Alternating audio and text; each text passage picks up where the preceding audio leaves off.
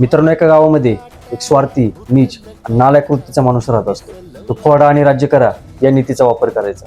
तो गावातील लोकांना आपापसामध्ये भांडण करायला लावायचा आणि याचा फायदा उचलून तो त्यांना व्याजाने पैसे द्यायचा आणि व्याजाच्या नावाखाली तो लोकांच्या जमिनी लाटायचा. तो गावातील लोकांवर भरपूर अत्याचार करायचा.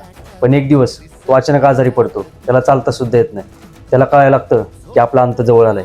त्यामुळे तो गावातील लोकांना बोलवतो आणि लोकांना म्हणतो, मी तुमच्यावर खूप अत्याचार केलाय. याचं प्रायश्चित म्हणून तुम्ही पायातील चपला बुटांनी मला मारा. पण गावातील लोक चांगले असतात, ते त्याचं ऐकत नाही.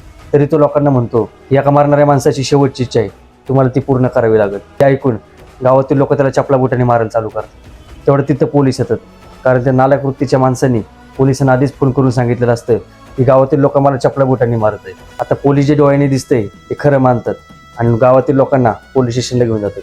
मित्रांनो, या गोष्टीतून तात्पर्य फक्त एवढंच घ्या, आपल्या समाजात सुद्धा अशी भरपूर नालायक वृत्तीची माणसं असतात ते त्यांच्या मरेपर्यंत कधीच सुधरत नाही.